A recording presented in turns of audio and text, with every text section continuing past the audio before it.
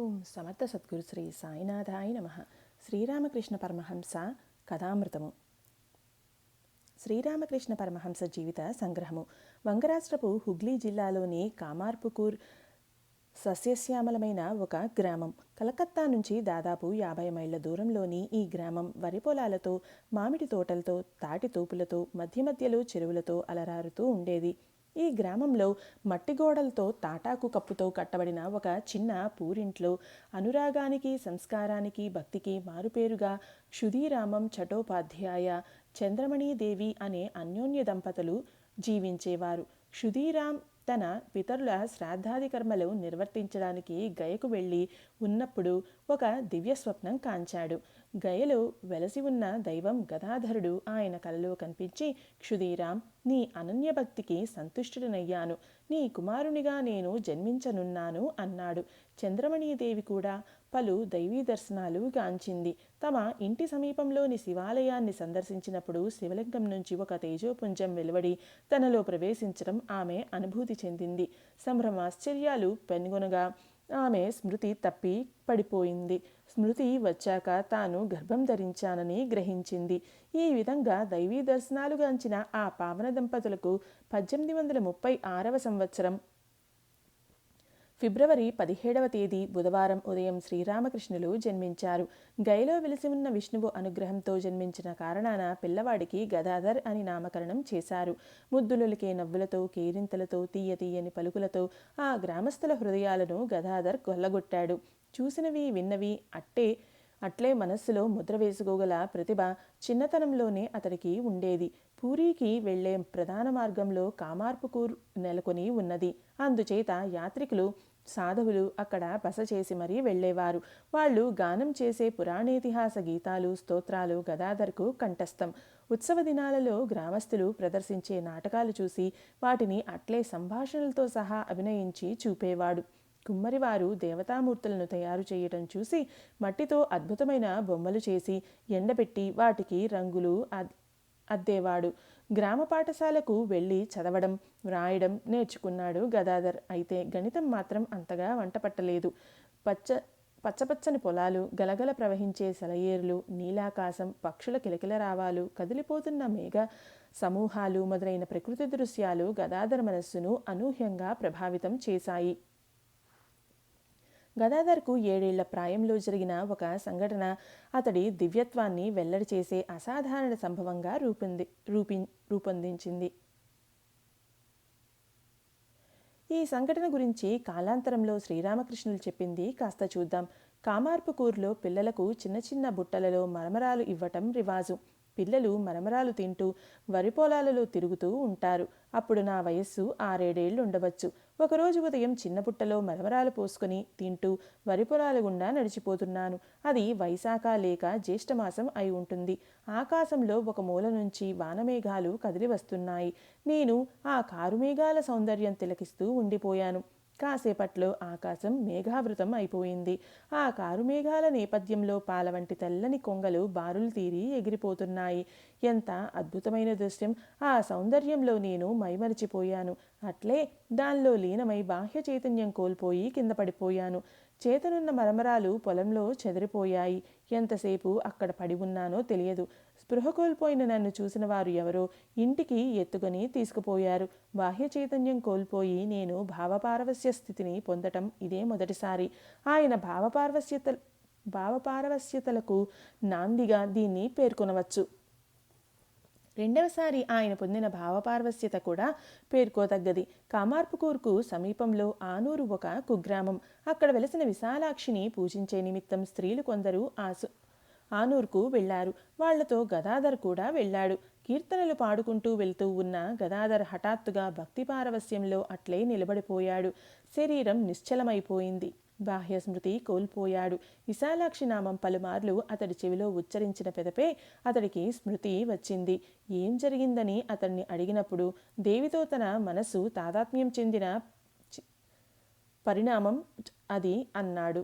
భగవత్ చింతనలో మనస్సు మునిగిపోయినప్పుడల్లా గదాధర్ పారవస్య స్థితులను పొందసాగాడు. ఒక శివరాత్రి నాడు ఇట్టి పారవస్య స్థితి అతడికి కలిగింది. అప్పుడు అతడి వయసు 9 ఏళ్లు. నాడు ఉపవాసం ఉండి శివచింతనలో మునిగి ఉన్నాడు అతడు. ఒక మిత్రుని వేడుకోలు కారణంగా నాటి రాత్రి ప్రదర్శించే నాటకంలో వేషం ధరింప అంగీకరించాడు. శివుని వేషం ధరించి రంగస్థలం మీదకు వచ్చాడు. అతడి మనస్సు శివునిలోనే పూర్తిగా లగ్నమైపోయింది. బాహ్యస్మృతి కోల్పోయి మనస్సు అంతర్ముఖమై పారవస్య స్థితిని పొందాడు. ఆ రాత్రంతా పారవస్య స్థితిని కొనసాగింది. మర్నాడు ఉదయమే బాహ్యస్మృతిలోకి వచ్చాడు. కాలచక్రం గిర్రున తిరిగింది. అనేక కష్టాలు, దుఃఖాలు గదాధర్ కుటుంబాన్ని ఆవరించాయి. తండ్రి కాలధర్మం చెందటము, అన్న రామ్ కుమార్ భార్య మరణించటము, తల్లి వృద్ధాప్యము, కుటుంబ ఆర్థిక దుస్థితి ఇవన్నీ కలిసి గదాధర్ను సంసార జీవనం గురించి తీవ్రంగా ఆలోచింప పురిగొల్పాయి. సంసారం అనిత్యమని, కలిమి పేరు ప్రతిష్టల కోసమే లోకులు ఈ లౌకిక విద్యకై పరుగులు పెడుతున్నారు అనే భావన అతడి మనస్సులో వేళ్లు ఊనింది. కనుక పాఠశాల విద్య పట్ల శ్రద్ధ వహించలేదు. ఈ విద్య నేర్చినందుకు యథార్థ జ్ఞానం, భక్తి పొందగలమా? భగవంతుని దర్శించడానికి, ప్రాపంచిక దుఃఖాలు అధిగమించడానికి నిష్ప్రయోజనమైన ఈ విద్య చేత నాకు ఒరిగేది ఏమిటి? కేవలం అన్నం, పప్పు, కూరలే మానవ జన్మకు పరమార్థాలు కావు. ఇలా ఆ పసిహృదయం చింతన చేయసాగింది. అందుచేత పాఠశాల విద్యకు స్వస్తి చెప్పాడు అతడు. పొట్టకూటి కోసం కలకత్తాకు వెళ్లిన రామ్ కుమార్ గదాధర్ చదువును అశ్రద్ధ చేస్తున్నాడని తెలుసుకున్నాడు. కనుక పనిలో తనకు చేదోడు వాదోడుగా ఉంటాడు అనే సాకుతో తమ్ముని తనతో కలకత్తాకు తీసుకుని పోయాడు. కలకత్తాలో జాన్ బజార్ అనే ప్రాంత వాస్తవ్యురాలు రాణి రాస్మణి భర్త మరణించాక అతడు వదిలిపోయిన అపార సంపదకు ఆమె అధికారిణి అయింది. భక్తి, సంస్కారం, గుండె ధైర్యం, దక్షత కలిగిన ఈమె కాళీమాతను తన ఇష్టదైవంగా ఆరాధిస్తూ వచ్చింది. ఆమె జమీ కార్యాలయ ముద్రలలో కాళీమాత పాదపద్మాలకై నిరీక్షిస్తూ ఉన్న రాస్మణి అనే ముద్రింపబడి ఉంటుంది. ఒకసారి కాశీయాత్ర చేయగోరింది రాస్మణి. అందుకే ఒక మంచి రోజు నిర్ణయించి ప్రయాణ ఏర్పాట్లు చేసుకున్నది. కానీ బయలుదేరటానికి ముందు రోజు రాత్రి కాళీమాత ఆమె కలలో కనిపించి గంగా తీరంలో తనకు ఒక దేవాలయం నిర్మించి అనునిత్యం ఆరాధిస్తూ ఉంటే తాను అక్కడే వెలసి పూజలు స్వీకరిస్తానని తెలిపింది. దీనితో పరమానంద భరితురాలైన రాణి రాస్మణి గంగా తీరంలో దక్షిణేశ్వరం అనే చోట దాదాపు 17 ఎకరాల భూమిని కొనుగోలు చేసి 10 ఏళ్లలో ఆలయ నిర్మాణం గావించింది.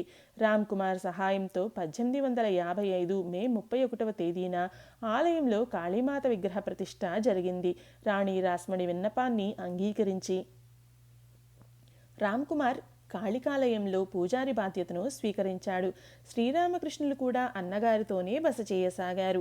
దక్షిణేశ్వరము, కాళికాలయము, పంచవటి, సుందర ఉద్యానవనము, పావన గంగానది ఆయన హృదయాన్ని అపరిమితంగా ఆకట్టుకున్నాయి. అన్నగారి ప్రేమ, రాణి ఆమె అల్లుడు మధుర్బాబు చూపిన ఆదరాభిమానాలు అనుగ్రహించి పరిరక్షించడానికి నిరీక్షిస్తూ ఉన్న కాళీమాత అందరూ ఆయన మనస్సును ఆనందమయం చేశారు. అన్నగారి మరణానంతరం శ్రీరామకృష్ణులు పూజారి బాధ్యత వహించారు. పూజారిగా నియుక్తులైన శ్రీరామకృష్ణులు తమను నిండు మనస్సుతో ఆ కార్యనిర్వహణలో అర్పించుకున్నారు. వేకువనే లేచి గంగలో స్నానం ఆచరించేవారు. కాళీమాతను కీర్తిస్తూ నందనవనంలో పువ్వులు సేకరించేవారు. మాలలు కట్టేవారు. బిందెలలో గంగాజలాన్ని పట్టుకువచ్చి జగజ్జనని అభిషేకించేవారు. కాళీమాత విగ్రహానికి వస్త్రాలు, ఆభరణాలు అలంకరించేవారు. రాంప్రసాద్, కమలాకాంత్ వంటి మహనీయులు గానం చేసిన పాటలు సభక్తికంగా పాడేవారు. రాత్రి వెండి మంచం మీద అమ్మను పవళింపచేసి లాలిపాటలతో ఆమెను నిద్రపుచ్చేవారు. ఉదయం 9 గంటలకు ప్రారంభించిన పూజా కార్యక్రమం సాయంత్రం వరకు, కొన్ని సమయాలలో రాత్రంతా కొనసాగేది. జగజ్జననితో సాన్నిహిత్యం అధికరించే కొద్దీ ఆమె కేవలం శిలయై ఉండబోదనే భావన ఆయన మనస్సులో దృఢంగా నాటుకుంది. ముఖాముఖిగా ఆమెను చూడాలి అనే ఆకాంక్ష ఆయనలో బలీయమైపోయింది. రాంప్రసాద్ను అనుగ్రహించిన ఆమె తనను అనుగ్రహించకూడదా? సర్వశక్తిమంతమైన దైవం విగ్రహంలో రాకూడదా? మానవులను సృజించే జగజ్జనని మానవ రూపంలో దర్శనం ఇవ్వదా అని ఆయన భావించసాగారు. ఆ భావన తీవ్ర వ్యాకులత క్రింద పరిణమించింది. జగజ్జనని దర్శనానికై వ్యాకులత చెందారు. విలపించారు, నేల మీద పడి దొర్లారు, బిగ్గరగా ఏడ్చారు. రోజులు నెలలయ్యాయి, జగజ్జనని దర్శనం కాలేదు. ఈ రోజుల్లో తమ మనోవ్యాకులతను, దాని పరిణామం గురించి కాలాంతరంలో శ్రీరామకృష్ణులు ఇలా తెలిపారు: జగజ్జనని మూర్తిని చూడలేకున్నాననే దుఃఖం నా హృదయాన్ని తీవ్రంగా బాధించింది. తడిబట్టను వెలిపెట్టి పిండినట్లు నా హృదయాన్ని ఎవరో గట్టిగా పిండుతూ ఉన్న బాధను అనుభవించాను. ఒకవేళ జగజ్జనని దర్శనం కాదేమోనన్న ఆవేదన నాలో అపరిమిత దుఃఖాన్ని కలిగించింది. ఇలా జీవించటంలో ఏ ప్రయోజనమూ లేదనే నిర్ణయానికి వచ్చాను. అప్పుడు ఆలయంలోని కత్తి మీదకు అనుకోకుండా నా చూపు వెళ్ళింది. ఆ క్షణమే కత్తితో నా ప్రాణం తీసుకోదల్చాను. పిచ్చివానిలా పరిగెత్తుకెళ్ళి ఆ కత్తిని పుచ్చుకున్నాను. మరుక్షణం జగజ్జనని నా ముందు ప్రత్యక్షమైంది. నేను స్మృతి కోల్పోయి కింద పడిపోయాను. బాహ్య ప్రపంచంలో ఏం జరిగిందో 2 రోజులు ఎలా గడిచాయో నాకు తెలియదు. కానీ హృదయాంతరాళంలో అంతవరకు అనుభవించిన అనిర్వచనీయ ఆనందం పొంగిపొర్లటం అనుభూతమైంది. తేజోవిరాజమైన జగజ్జనని దర్శనం పొందాను. ఈ దర్శనానంతరం శిలా విగ్రహం మాయమైంది. సజీవంగా జగజ్జనని ప్రత్యక్షమైంది. జగజ్జనని ఉచ్ఛ్వాస నిశ్వాసలు నా చేతికి తగులుతూ ఉన్న అనుభూతిని పొందాను. సాయంత్రం దీపాలు వెలిగిన తర్వాత ఆమె పచార్లు చేసేది. తదేకంగా ఆమెను చూసేవాడిని. ఆమె నీడ గోడపై పడలేదు. అర్ధరాత్రి గజ్జలు గలగలలాడిస్తూ ఆమె మేడపైకి వెళ్లటం చూసి ఉన్నాను. గుండె గబగబా కొట్టుకుంటూ ఉండగా ఆమెను వెన్నంటేవాడిని. మేడ వసారాలు నిలబడ్డ జగజ్జనని నల్లని కురులు గాలిలో తేలియాడుతూ ఉండగా ఆమె గంగానదికేసి పోతూ ఉండేది. ఈ దృశ్యాలతో దైవం, మనిషి అన్న స్థితి పోయి, జగజ్జనని భక్తుడు అనే స్థితి పోయి, తల్లి కుమారుడు అన్న సాన్నిహిత్యం ఏర్పడింది. అనవరతం అమ్మా అమ్మా అంటూ తల్లిని చూడగోరే పిల్లవాని తాతహయే శ్రీరామకృష్ణుల్లో పొడసూపించింది. దీని తరువాత విధి విహితాలను అనుసరించి ఆయన పూజ చేయలేకపోయారు. జగజ్జననికి సమర్పించే పువ్వులను తమ తలపై, భుజాలపై, కొన్ని సమయాల్లో కాళ్లపై ఉంచుకునేవారు. చేతిలో అన్నం తీసుకుని జగజ్జననికి పెట్టడానికి ప్రయత్నించేవారు. ఓహో, నేను ముందు తినాలా, సరే అంటూ తామే తినేవారు. పక్కన పిల్లిని చూస్తే రా అమ్మ, ఇదిగో నైవేద్యం అంటూ అన్నాన్ని పిల్లికి పెట్టేవారు. జగజ్జనని వెండి మంచంపై పడుకునేవారు. ఆయన ఉత్కృష్ట ఆధ్యాత్మిక స్థితులను అర్థం చేసుకోలేని ఆలయ సిబ్బంది, ఇతరులు ఆయన్ను పిచ్చివాని కింద జమకట్టారు. ఆ విషయం మధుర్బాబుకు తెలిపారు. అక్కడ కామార్పుకూర్లో చంద్రమణిదేవి ఈవరకే పెద్ద కుమారుడు రామ్ కుమార్ మరణించటంతో దుఃఖసాగరంలో మునిగి ఉంది. దానికి తోడు దక్షిణేశ్వరంలో గదాధర్కు పిచ్చి పట్టిందనే వార్త కూడా ఆమెకు అందింది. గోరుచుట్టు మీద రోకటిపోటులా విలవిల్లాడిపోయిన ఆమె వెంటనే తన 2వ కుమారుడైన రామేశ్వర్ను పంపి శ్రీరామకృష్ణులను కామార్పుకూర్కు రప్పించింది. వివాహం జరిపిస్తే ఆయన మనస్సు లౌకిక విషయాల వైపుకు మరలుతుందని, మనోస్థితి చక్కబడుతుందని ఎంచి తల్లి, బంధువులు ఆయనకు సంబంధాలు వెతకసాగారు. కానీ సంబంధం ఒక్కటి కుదరలేదు. అప్పుడు ఒకరోజు శ్రీరామకృష్ణుల మనస్సు అంతర్ముఖమైన స్థితిలో ఇక్కడ అక్కడ ఎందుకు వెతుకులాడతారు? జయరాంబాటికి వెళ్ళండి. అక్కడ నా కోసమే పెరుగుతున్న పిల్లను రామచంద్ర ముఖోపాధ్యాయ ఇంట్లో చూడవచ్చు అన్నారు. ఆ విధంగానే శారదాదేవికి శ్రీరామకృష్ణులకు వివాహం జరిగింది. శ్రీరామకృష్ణులకు అప్పుడు వయస్సు 23 ఏళ్ళు. కాలాంతరంలో మాతృమూర్తి శారదాదేవిగా పేరుగాంచిన శారదామణి వయస్సు అప్పుడు 5 ఏళ్ళు. వారి సంసారంలో కామానికి చోటు లేదు. ఆధ్యాత్మిక సాధనలకే స్థానం, భోగానికి చోటు లేదు, యోగానికే చోటు. సంసార జీవితానికి కొత్త నిర్వచనం ఇచ్చి ఒక కొత్త యుగానికి వారు నాంది పలికారు. కొన్ని నెలల తర్వాత శ్రీరామకృష్ణులు దక్షిణేశ్వరానికి తిరిగి వచ్చేశారు. కానీ ఆయన భగవదున్మాదం మునిపటి కంటే అధికమైంది. తల్లి, భార్య, కుటుంబం సర్వస్వం మరిచి జగజ్జనని కోసం తీవ్ర పరితాపంలో మునిగిపోయారు. తినటం మర్చిపోయారు, నిద్రపోవటం లేదు. ఆయన కనురెప్పలు మూతపడటం విస్మరించాయి. కాళ్ల రోమాల నుంచి రక్తబిత్తువులు చెమటగా స్రవించాయి. 6 ఏళ్లు ఇలా గడిచిపోయాయి. ఈ కాలఘట్టంలో ఆయన అనేక దైవదర్శనాలు గాంచారు. తమ చుట్టూ ఉన్న వస్తువులన్నీ ఆయనకు దైవమయంగా కానవచ్చాయి. రాముడు, కృష్ణుడు, సీత, రాధ, హనుమంతుడు మొదలైన వారు దర్శనం ఇచ్చి తమలో ఐక్యం అవటం గాంచారు ఆయన. ఈ కాలంలో భైరవీ బ్రాహ్మణి అనే స్త్రీ దక్షిణేశ్వరం వచ్చింది. ఆమె జగజ్జనని ఆరాధిస్తూ తాంత్రిక మార్గంలో సాధనలు చేసి ఉన్నత ఆధ్యాత్మికానుభూతులను పొందిన వ్యక్తి. శ్రీరామకృష్ణులను చూడగానే ఆయన ఔన్నత్యం గ్రహించింది కనుక ఆయనకు తాంత్రిక సాధన పద్ధతులను నేర్పగోరింది. శ్రీరామకృష్ణులు కూడా భైరవీ బ్రాహ్మణిని గురువుగా స్వీకరించి తాంత్రిక గ్రంథాలు పేర్కొనే 64 తాంత్రిక సాధనల్లో సిద్ధులైనారు. తాను నేర్చిన శాస్త్రాల మూలంగాను సొంత అనుభవాల ద్వారాను శ్రీరామకృష్ణులను ఒక అవతార పురుషునిగా గుర్తించిన భైరవి పండిత సభ ఒకదాన్ని సమావేశపరిచి సాధకారికంగా దానిని నిరూపించింది. తాంత్రిక సాధనలు పూర్తయిన తరుణంలో తోతాపురి నాంగ్డా అనే అద్వైత వేదాంతి దక్షిణేశ్వరం వేయించేయటం తటస్థించింది. నర్మదా నదీ తీరాన 40 ఏళ్ల పాటు కఠోర సాధనానుష్ఠానాలు సలిపి బ్రహ్మజ్ఞానం పొంది దానిలో మునిగి ఉండేవాడు అతడు. అద్వైత సాధనలు అనుష్ఠింప ఉత్తమ అధికారిగా శ్రీరామకృష్ణులను గుర్తించాడు తోతాపురి. శ్రీరామకృష్ణులు ఆయనను గురువుగా స్వీకరించి సాధనలు అనుష్ఠించి కేవలం 3 రోజుల్లోనే నిర్వికల్ప సమాధి స్థితిని పొందారు.